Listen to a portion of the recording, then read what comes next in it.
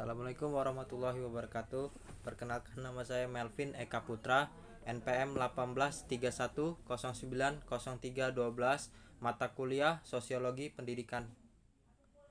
Pengertian interaksi dikutip dari buku Sosiologi terbitan dari ESIS. Interaksi sosial adalah hubungan timbal balik berupa aksi saling mempengaruhi antara individu dan individu, antara individu dan kelompok, dan antara kelompok dan kelompok. Ciri-ciri interaksi adalah sebagai berikut. Jumlah pelaku 2 orang atau lebih.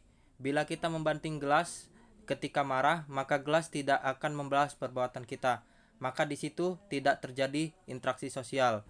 Adanya komunikasi antar pelaku dengan menggunakan simbol atau lambang. Ada suatu dimensi waktu yang meliputi masa lalu, masa kini, dan masa yang akan datang. Ada tujuan yang hendak dicapai sebagai hasil interaksi tersebut.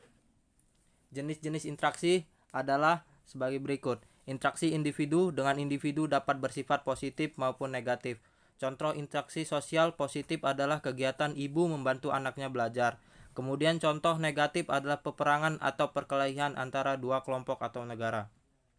Interaksi individu dengan kelompok terjadi ketika seorang pelatih sepak bola menerangkan strategi bertanding dengan para pemainnya.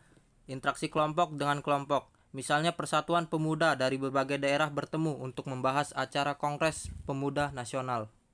Contoh dari interaksi adalah di sekolah.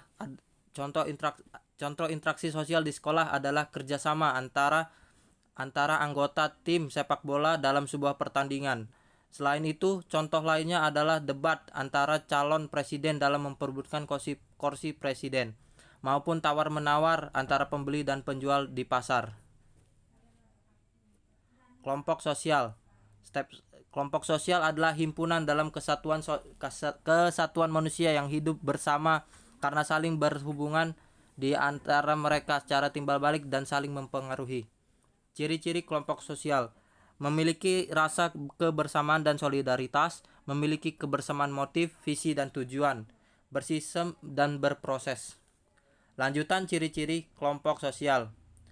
Sekelompok orang dapat disebut sebagai kelompok sosial apabila memenuhi 3 syarat utama berikut. 1. Setiap anggota kelompok menyadari bahwa ia merupakan bagian dari kelompoknya. Setiap anggota berkelompok memiliki kebersamaan latar belakang atau karakteristik, terdapat struktur norma dan pada pola perilaku. Terdapat struktur norma dan pola. Terima kasih. Wassalamualaikum warahmatullahi wabarakatuh.